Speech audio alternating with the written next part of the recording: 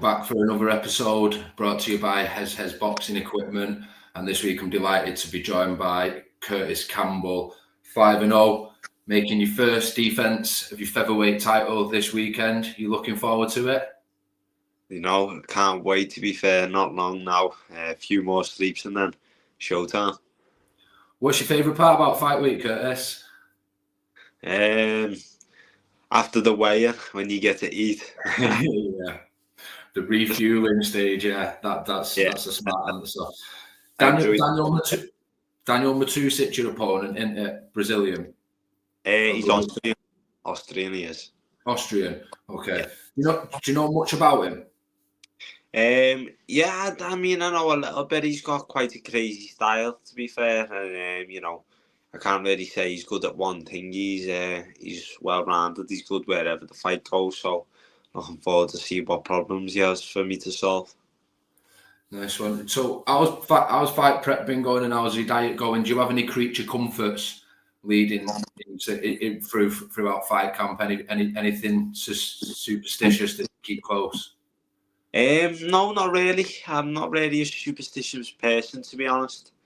You know, I just like think fight camps. If they go too well, then you know that's not a good thing. So you always have your bumps in your fight camp. So that's a part of it. And yeah, I've had a few bumps, but other than that, the camp's been smooth. You know, no stone left unturned. Just ready to perform now. Absolutely. You basically a stalwart now on FCC, yeah, it's definitely a home, and it's definitely where all the top fighters breathe, the obvious names like Tom and everyone else. So, are you looking to jump straight to the UFC from FCC? Because we've seen it before with like the likes of Lerone, haven't we? Or is the pathway set for you to maybe go onto a Cage Warriors or a different European promotion before the top dogs? I'm unsure at the moment. I do feel like maybe a few more fights at FCC, see how things go and see how you know the weekend gets on, and then see the year out. You know, the opportunities can come in, and them opportunities can be better for my career. So it's really what's the right step, to be honest. You know, I'm not looking past Matusic this weekend, so sort of just got my eyes focused on him, and you know, one step at a time, and that when that time comes, I'm sure the big stage will come calling. Absolutely, but you'd say full contact contenders definitely the perfect place for you at this stage in your career. Definitely, you know, they're bringing top opposition in.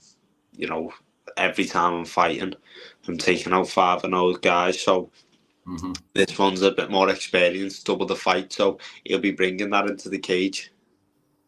Absolutely. I've seen you did a bit of training with Brendan Loughnane. Is that right? Did you do that out in Thailand? Was you rolling about with him in Thailand?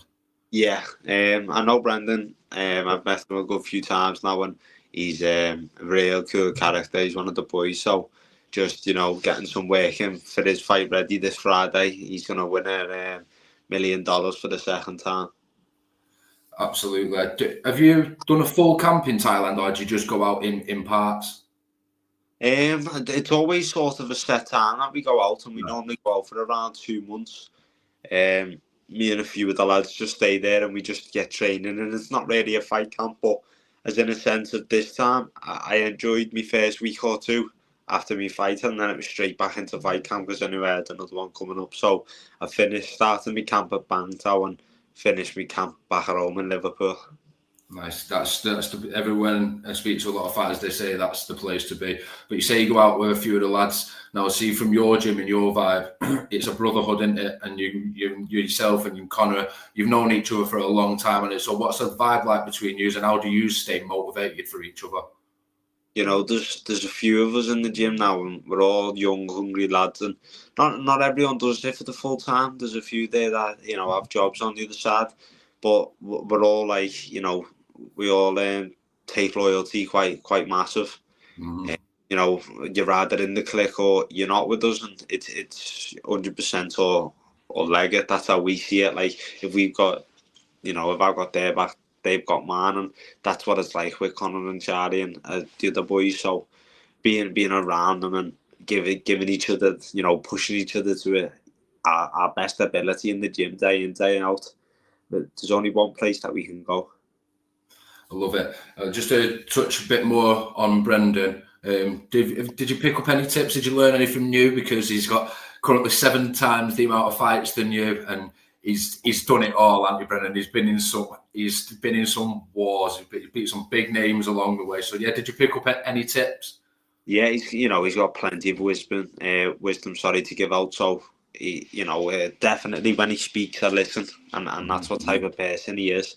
So when I got the chance to train with him and he was doing them drills, just learning new combinations, new styles, it's a lot to take in, but a lot of good knowledge. Absolutely. Now he's proof that you don't necessarily need the UFC to go on and be majorly successful and earn a shitload of money. So if there was another opportunity for you in PFL or something like that, have you ever thought about another promotion? Because I know, like I just said previously, you're on sort of the UFC Fight Pass platform, so that's kind of the path. That I know that you've spoke of this before. That's kind of the path. But if another outside promotion come in, would you consider it?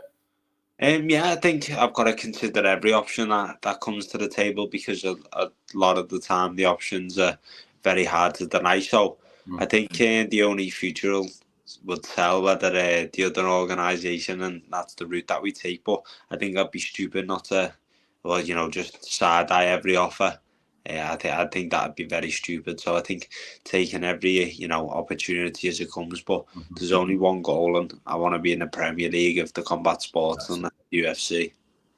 That's it. Now, speaking of taking offers and opportunities, guy from your end, Mr. Darren Till, the Gorilla, recently announced his fight with Tommy Fury.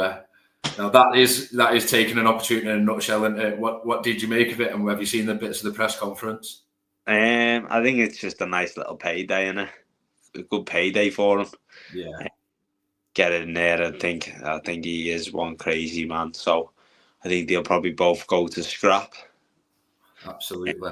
Other than that, I think that it was all a bit of a madness, the press conference. Yeah, just went in, didn't it? Yeah, I don't think there was no way holding back from his side, to be honest.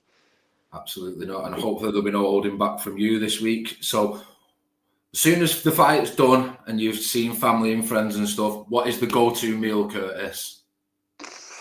You know what? I normally go Domino's or a Chinese, like, religiously, and last time I switched it up for a doner kebab, and it was the worst thing ever. It was lovely going down, but like I had a terrible stomach afterwards, so I was up all night. So I'm gonna swerve that. I think Connor's put a very good idea in, and he said the salt and pepper box. So I am leaning towards the salt and pepper box. Oh, lovely. So we'll be expecting salt and pepper box fire. But what we're expecting from the fight on Saturday, it's going to be another bumper crowd, isn't it? The card is filthy again. They keep churning out these well-matched cards, FCC. Now, if you compare it, I say it a lot, Kurt, that if you compare it to small or boxing, they match with a load of journeymen. Or if you look at views that are matched on the card, you're all matched very, very, very evenly right the way through the board. Yeah, definitely. I think that's what FCC needed to take that next step. Keep bringing and delivering the cards to the fans, because at the end of the day, it is an entertainment sport, and as much as quick finishes are nice, at the same time, people want to see them good fighting, getting them good fights at even matches. So that's what FCC bring, and the card just gets better each time. Absolutely. What can we expect from the Pink Panther this week? Entertainment, as always. I'm going to put another performance on, as I always do, and exciting things. I'm looking forward to this weekend. Absolutely. Now, how did the nickname come about? I don't think I've ever found this piece of information out. So funny enough, there was about 7 of us on one fight card. I think it was back in the day on UKFC, and I was getting ready for my second title, which was my first one at featherweight, and we were all on a podcast, like all the lads who were fighting from the gym, and we were all on the podcast, and we were getting given different nicknames. And one of the podcast fellas, Kieran from Super Necessary, said to me, I think yours should be the Pink Panther. And from there, I really liked the idea that he had, so I stuck with it, and I just haven't looked back since. It suits you, do you not think? Yeah, definitely. I think really well. In the attire that I wear, it's really well, yeah. Definitely. I love it. Are you happy to keep being matched with the odd Brazilian or Austrian in this case, and then a few domestic fights here and there on your journey? Because you want to get an all round taste of everything, haven't you? Because let's have it right, you fought the who's who at amateur, so now it's about moulding from all aspects while you're premature pro. Definitely, I mean, with the opposition that I'm getting, I think it's good because I have never fought like a Brazilian or I haven't fought an Austrian before. So these country names are good to get behind me before I do go to the UFC, because I think I'll be fighting more elsewhere than like more other countries than the back home. But I never say no to a fight, and that's, if someone wants to fight me, then let's do it. Let's put the gloves on. That's just how I see things. But I think at the minute in time, I think the international opponents are going to be the ones like coming in at the minute. Absolutely. You top the bill on what we just said was a filthy card. So give us a couple of fighters that stick out for you that people should keep their eyes on as well as yourself. Definitely, the Conor Walsh fight.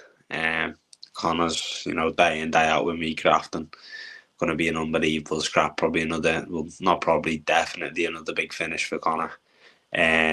Emil, the co-main event, Emil's going to get his gold. So it's about time for him. He's 5-0 or so and just knocking people out left, right and centre. So there's another good few fights under me in the pro card, and there's a good few amateurs on. So I'll be definitely keeping my eye out, having a look for them, because some of them are bangers. Nice one, Kurtis. Now you go and enjoy fight week. Thank you. Looking forward to Saturday. I appreciate it. Thank you for having me on. Thank you very much for your time, brother. Thank you.